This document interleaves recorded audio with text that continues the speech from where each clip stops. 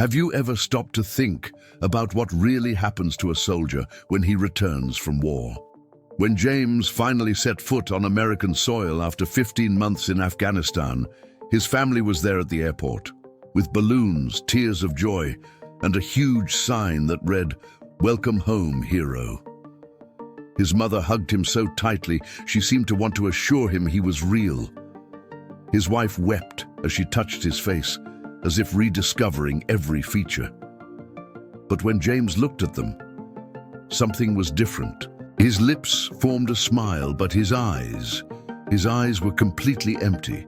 It was as if he were physically there, but his soul had remained on the other side of the world, buried under the sand and blood of a distant battlefield. 3 months had passed since that emotional reunion.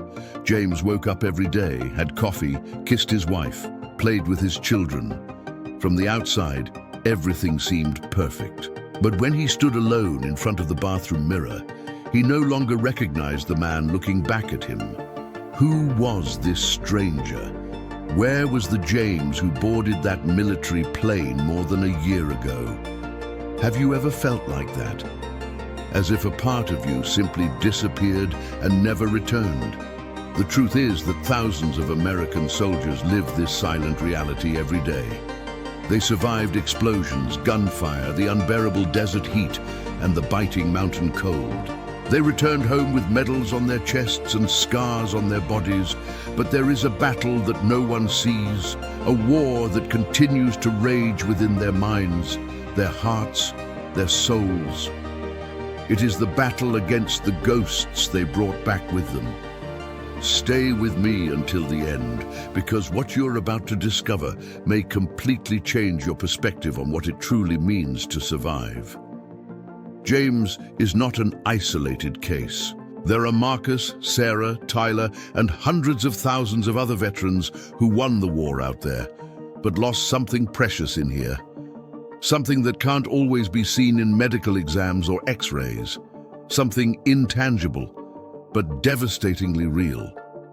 While the country celebrated military victories and gave thanks for service, these men and women fought a daily battle just to get out of bed, just to feel something other than guilt, anger, and a deafening emptiness. What happens when a soldier returns home, but a part of him dies on the battlefield?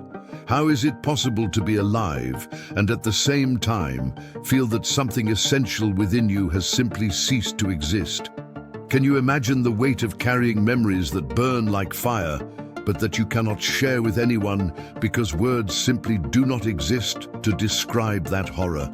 This is a story about death and rebirth, about men and women who had to bury parts of themselves to survive the war, and who now need to find a way to resurrect those parts or learn to live without them.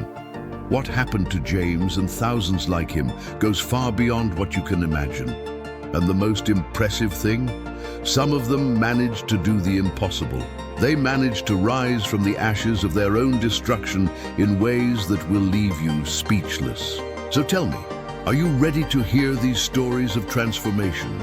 Because what comes next will touch your heart in a way you never expected.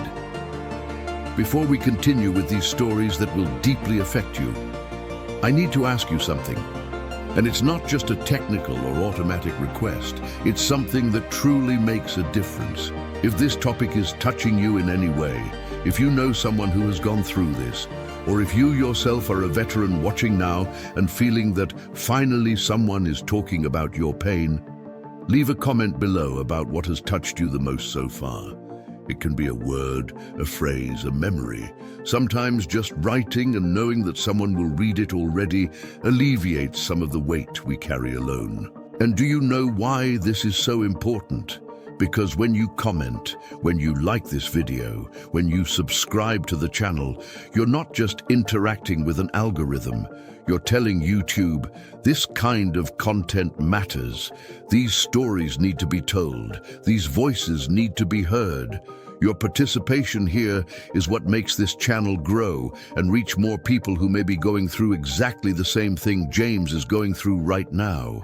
It could be a family man in some Texas town, a veteran mother in Oregon, a young soldier who just returned and doesn't know how to ask for help. Each like is a way of saying, I saw it, I care, this can't be ignored. Each subscription is a commitment to continue paying attention to these stories that society often prefers not to see. Because it's uncomfortable, isn't it? It's easier to thank them for their service, put a yellow ribbon on your car, and move on. But you're here. You chose to stay, and that already says a lot about who you are. So if you haven't liked the video yet, hit that button now. If you're not subscribed yet, click that subscribe button and activate the bell, because every week we bring you real stories of transformation, pain, and rebirth that don't appear in the news. Stories of real people with real names who are fighting invisible but immensely powerful battles. And now, let's delve deeper into these stories I promised, because what happened to James was just the beginning. There are other soldiers whose journeys will make you question everything you thought you knew about strength, courage, and the true meaning of survival.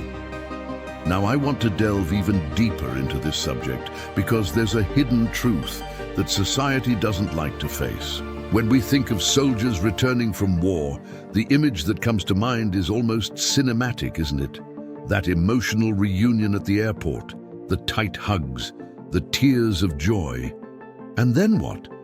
After the cameras stop rolling, after the neighbors stop clapping, after daily life resumes its normal rhythm, what happens behind the scenes of this story? What nobody tells you is that many of these soldiers return physically whole, with all their limbs intact, without visible wounds. But something inside them is completely shattered. It's what we call inner death, and it's as real as any war wound. Think about it. Can you imagine what it's like to return home and feel like you no longer belong there? That the people around you are speaking a language you no longer understand? That their worries seem insignificant, trivial, while you carry memories of life and death that burn in your mind day and night? This disconnection is devastating. It's as if the soldier crossed a portal to another universe, and upon returning, discovers that there is no longer a place for him in the world he left behind. The journey back is not just geographical, it's emotional, psychological, existential. The numbers reveal the true impact of this silent crisis. Every day, approximately 22 American veterans take their own lives. 22. Let that sink in for a moment. That's 22 shattered families, 22 sets of parents, spouses, children who wake up and realize they've lost someone they loved. 22 people who survived war zones, who faced the enemy, who returned home with honors, but couldn't survive the peace. This isn't just a cold statistic. Each of these numbers has a name, a story, a life that mattered. And behind every life lost, there are dozens of others struggling silently on the edge of the abyss, trying to find a reason to go on. Post-traumatic stress disorder, or PTSD, is just the tip of the iceberg. Sure, the flashbacks are terrifying. The nightmares that wake you up screaming, sweating profusely, with your heart racing, feeling like you're still in the middle of a shootout. But there's something even deeper and more insidious. Survivor's guilt. Why did I survive and my comrade didn't? Why did I come home whole while so many others returned in coffins, draped in the American flag?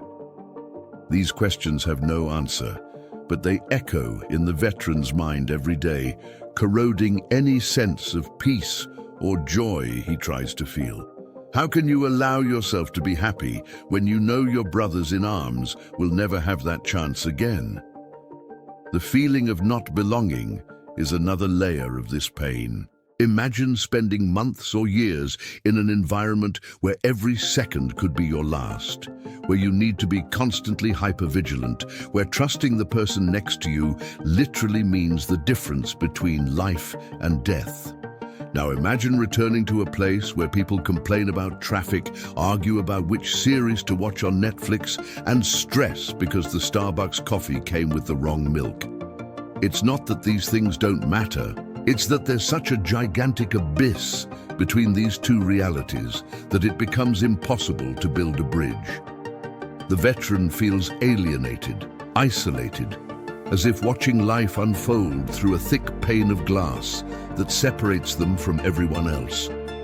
They did return, yes, but an essential part of them remained forever on that battlefield. And that's the most painful truth of all.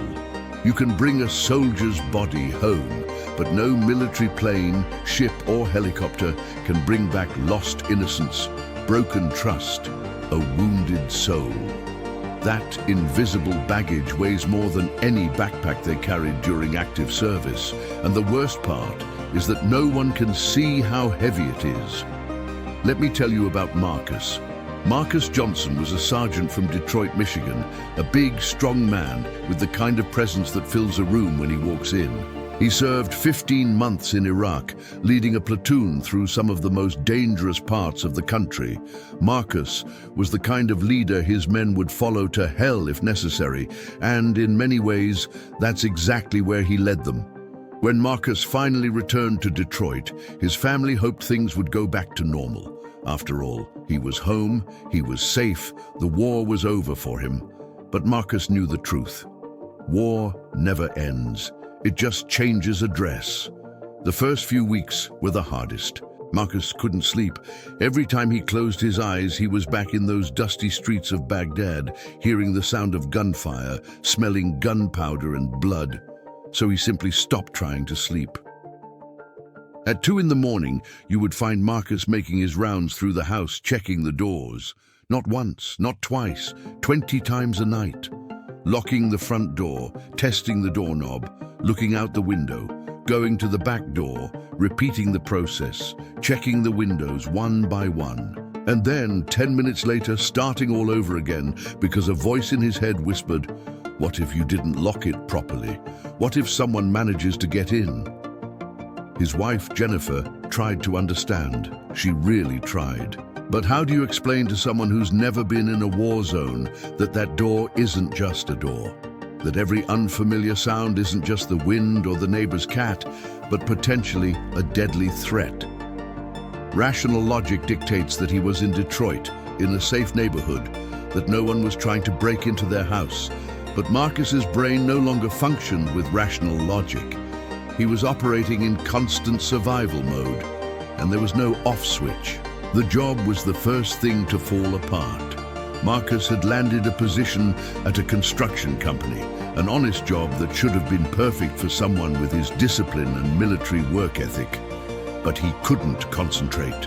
A loud crash of a tool falling, and Marcus was on the ground seeking cover, his heart racing, bracing for the attack. His colleagues didn't know how to react. Some found it funny, making jokes about him being a nutcase. Others felt sorry for him, but pity doesn't pay the bills. After 3 months, the supervisor called Marcus into the office and, with an uncomfortable look, said that perhaps this wasn't the right environment for him.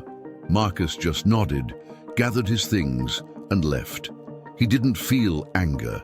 He didn't feel anything, just that familiar emptiness that had become his constant companion. The marriage began to crack under the pressure. Jennifer loved Marcus, but she could no longer reach him.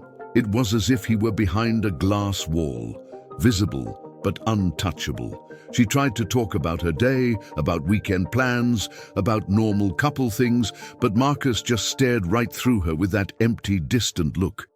The arguments became more frequent. Jennifer would explode with frustration, yelling that she wanted her husband back, that she was tired of living with a ghost. Marcus just absorbed the words, without reacting, because deep down he agreed with her. He also wanted to come back.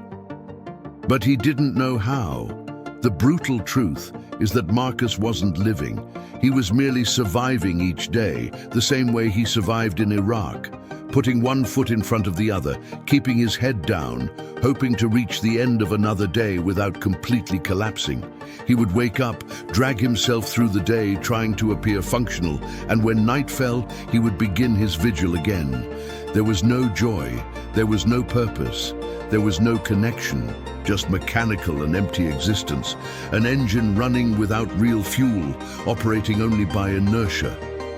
But then came the turning point, that moment of decision that defines an entire journey.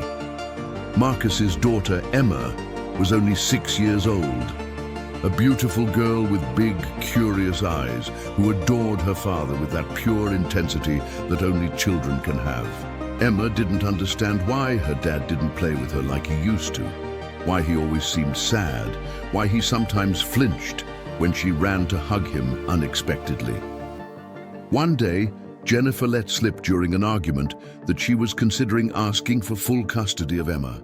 She didn't want to do it, but she was genuinely worried that the environment wasn't healthy for the girl. Those words hit Marcus like a bullet. He had survived ambushes, explosions, shootings. But the idea of losing his daughter, that was what finally broke the wall of ice around his heart. That night, Marcus did something he hadn't done in a long time. He really thought about the future, not just about surviving the next day, but about the kind of life he wanted to have, the kind of father he wanted to be. And for the first time since returning from the war, he made an active choice. He wasn't going to give up. He had fought battles before. This would be just another one, perhaps the most important of all. The next day, Marcus called the VA's Veterans Affairs helpline and with a trembling voice said the hardest words he had ever uttered: "I need help." That's how Marcus found himself in Phoenix, Arizona, participating in a rehabilitation program for veterans. Conventional therapy wasn't working. Sitting in a room and talking about feelings felt unnatural, forced. But then someone suggested something different: equine therapy, working with horses. Marcus had no idea what to expect, but he was willing to try anything. On the first day, he was introduced to a horse named Thunder, a large and powerful animal who had his own history of trauma. Thunder had been rescued from a situation of abuse and neglect and was wary, nervous, always on alert. Marcus looked at that horse and saw a reflection of himself. For the first time in a long time, he didn't feel alone. Thunder didn't judge. Thunder didn't ask questions. Thunder simply existed there, dealing with his own trauma in the way he could.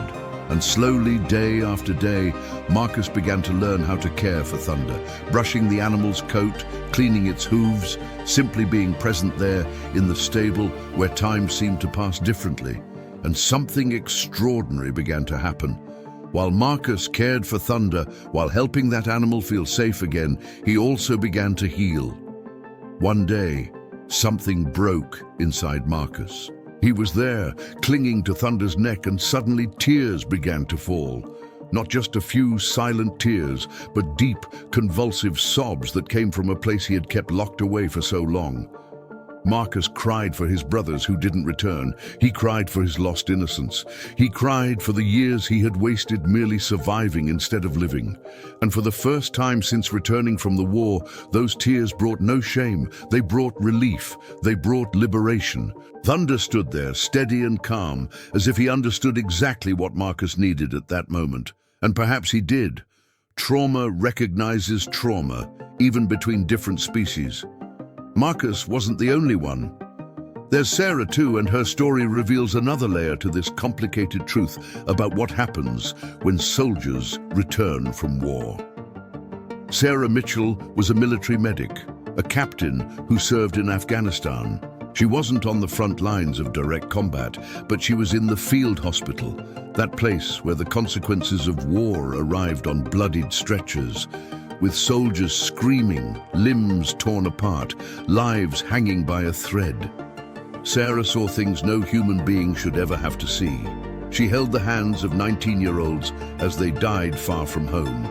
She made impossible decisions about who had the best chance of survival when resources were scarce. She carried the weight of life and death in her surgical hands. When Sarah returned to Seattle, she did what many veterans do. She put on a mask. During the day, she smiled. She went back to work at a civilian hospital, greeted her colleagues, and did her job competently and professionally. But at night, when she was alone in her apartment, The mask fell.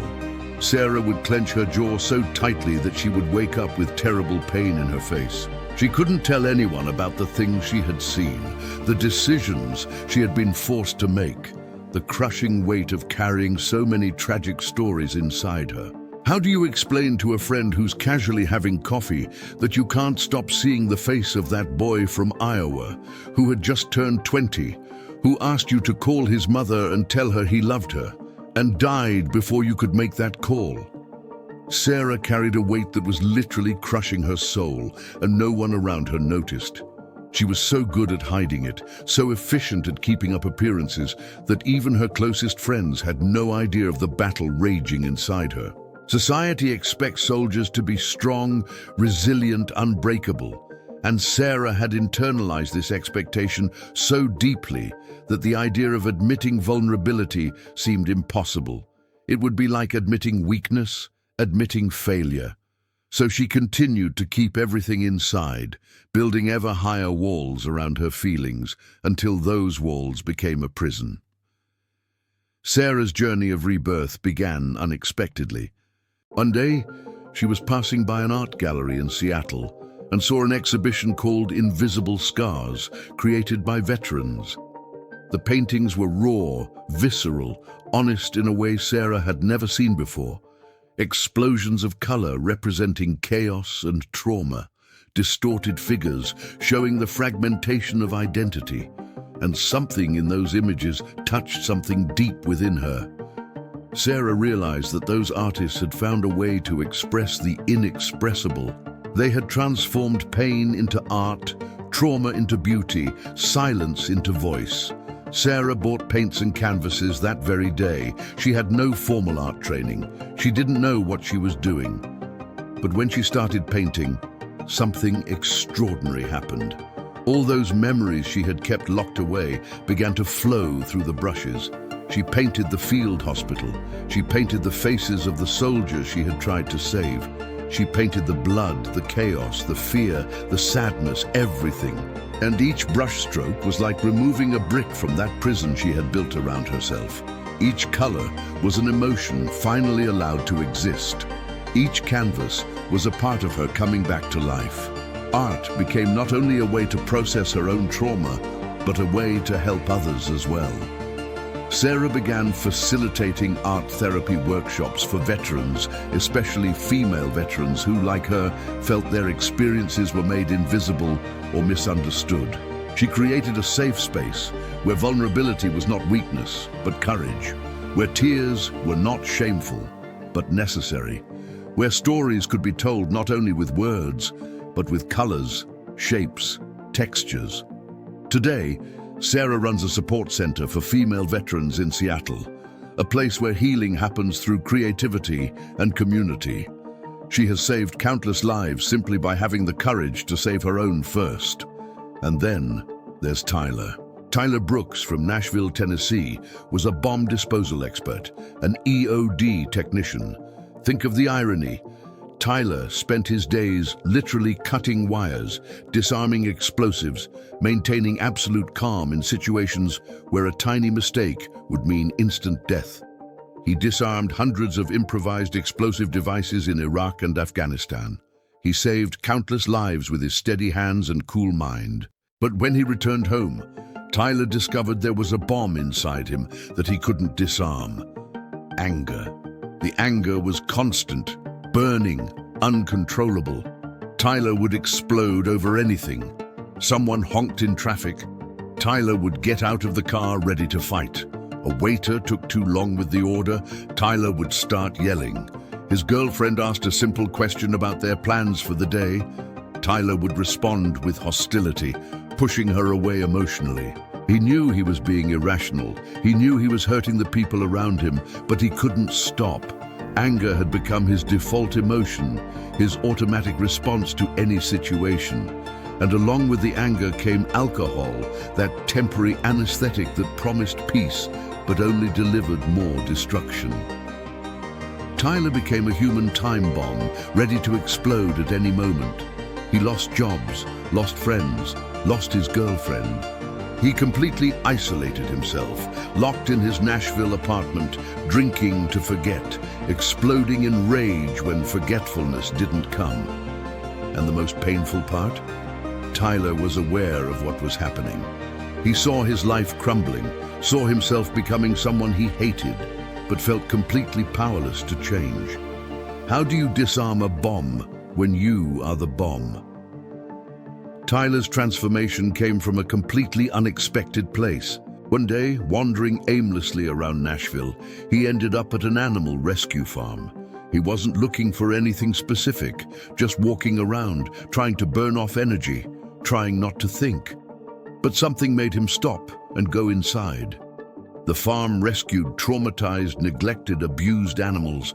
There were horses that had been beaten, goats that had been abandoned, dogs that had known only cruelty. And the farm owner, a woman named Ellen, looked at Tyler and without asking questions said, "Do you want to help feed the horses?" Tyler had no experience with animals. He had experience with explosives, with war, with destruction. But Ellen placed a bucket of food in his hands and led him to an enclosure where there was a horse named Rebel. Rebel had been rescued from a horrific situation. He had scars all over his body, was aggressive and distrustful of humans. Ellen explained that Rebel had PTSD, that loud noises made him panic, that he had rage fits where he tried to kick and bite. Tyler looked at that horse and saw a mirror. For the first time in a long time, he didn't feel alone in his pain. Day after day, Tyler returned to the farm. He began working with Rebel, slowly, patiently, learning the animal's language, learning to respect its boundaries, learning to build trust brick by brick. And something extraordinary began to happen. By helping Rebel heal, by showing that traumatized horse that not all humans caused pain, that kindness existed in the world, that it was possible to trust again, Tyler began to apply these same lessons to himself.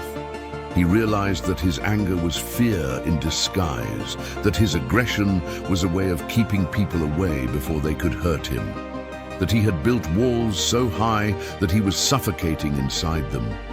The healing process wasn't linear. There were bad days, relapses, moments of despair, but for the first time, Tyler had a purpose that went beyond simply surviving the day. He had Rebel, and soon other animals as well. He had a place where his trauma wasn't judged, but understood, where his pain wasn't seen as weakness, but something to be worked through with patience and compassion. By healing those animals, Tyler finally began to heal himself. Today, Tyler runs a program that trains service dogs specifically for veterans with PTSD. He took his own journey from trauma to healing and transformed it into a path others can follow. These three stories, Marcus, Sarah, and Tyler, show us something profound about the nature of transformation. Courage is not the absence of fear. Courage is looking into the abyss within yourself and deciding to cross it anyway. Courage is admitting you're not okay when society expects you to be strong.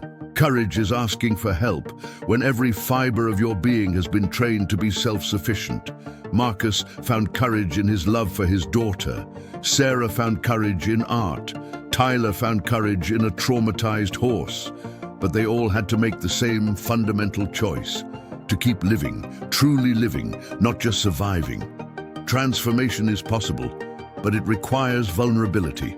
And vulnerability is terrifying, especially for people who have been trained to be warriors, to suppress emotions, to never show weakness. But the truth is that allowing yourself to be vulnerable is the greatest strength there is. It's saying, "I'm broken and I need help," and then accepting that help when it's offered. It's dropping the masks, tearing down the walls, and trusting that on the other side there is something better than the solitary prison of unprocessed trauma. If you're a veteran watching this right now, I need you to know something. You're not alone. I know it might seem like you are. I know it feels like nobody understands what you've been through, what you've seen, what you carry. But there are thousands of other veterans going through the exact same thing, And more importantly, there is life after war. Not the same life you had before, because you're not the same person anymore, but a different life, perhaps even richer and more meaningful, built upon the foundation of what you survived. There are practical resources available, and I'm going to list a few now because they can literally save lives. The Veterans Crisis Line is available 24/7. You call 988 and press 1, and you'll be immediately connected with someone specifically trained to help veterans in crisis. No matter the time, no matter how dark it gets, there's someone on the other end of the line ready to listen, without judgment, without rushing. The Wounded Warrior Project offers mental health programs, peer support, and help with transitioning to civilian life. EMDR therapy, which stands for eye movement desensitization and reprocessing, has shown extraordinary results in treating PTSD, helping to reprocess traumatic memories so that they lose their destructive power. Comment below. Transformation is possible if this message resonates with you. Look, if you've made it this far with me, I already know this has touched something real inside you. Maybe you know someone who's been through this. Maybe you yourself are a veteran trying to find your way back. Or maybe you just understand that these stories matter, that these lives matter, and that we need to talk about this more often. If this content resonated with you, subscribe to the channel. It's not just to increase numbers, you know. It's because every week I bring stories like this, real stories of people who went through hell and found a way to be reborn. Stories that we don't see in the news, but that need to be told. And when you subscribe, you ensure that these voices continue to be heard, that these journeys of transformation reach more people who need to see that change is possible. And leave a comment below saying, "I'm with you until the end." I read all the comments, truly. And knowing that you stayed here, that you dedicated this time to listen to these stories, that means a lot. Not only to me, but to all the Marcus, Sarahs, and Tylers out there fighting their silent battles, and who might end up finding this video and realizing they're not alone. If you haven't liked this yet, click on it now. Because this helps the algorithm understand that this type of content matters, that there are people who care about these real stories, not just superficial entertainment. Every like is a way to amplify these voices. And look, there's a video over here about other transformation stories that will surprise you even more. Click and continue with me there, because the journey doesn't end here. There's so much more for us to explore together about what it truly means to overcome the impossible. See you in the next video.